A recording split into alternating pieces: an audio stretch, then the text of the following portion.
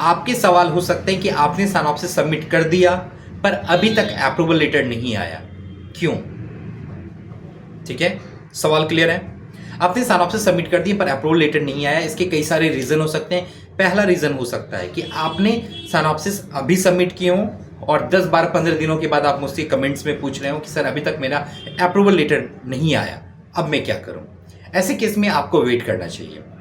लगभग 20, 30, 50, 60 डेज तक आपको वेट करने की जरूरत पड़ सकती है अपने अप्रूवल लेटर के लिए।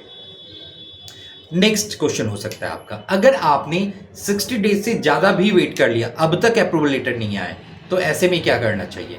ऐसे में आपको इमीडिएट रीजनल सेंटर विजिट करना चाहिए, उनसे पूछना चाहिए आपके साइनॉप्सिस का स्टेटस क्या है, अभी तक कंफर्मेशन क्यों नहीं आया है। तीसरा सवाल हो सकता है आपका कि सर हो सकता है कि मैंने प्रॉपर नहीं बनाए हों और यूनिवर्सिटी ने रिजेक्ट कर दिए हों और इसलिए वो अप्रूवल लेटर नहीं भेज रहे हैं, है ना?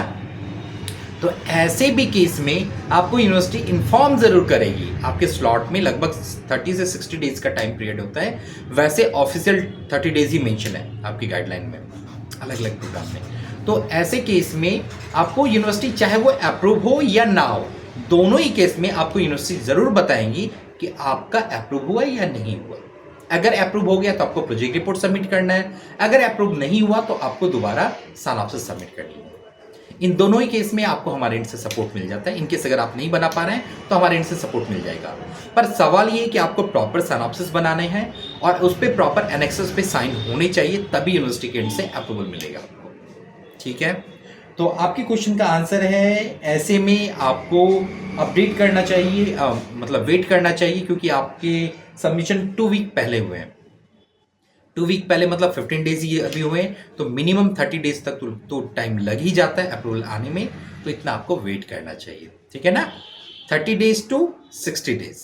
अगर इनकेस ना आए तब आपको रीजनल सेंटर से क्वेरी करनी चाहिए, उनसे पूछना चाहिए आपके साइनॉप्सिस अप्रूवल के बारे में। और फिर भी कोई अदर क्वेरी बच जा रही है इस क्वेश्चन से रिलेटेड, तो आप मुझसे पूछ सकते हैं, मैं आपको आंसर दे दूँगा। All the best, happy learning.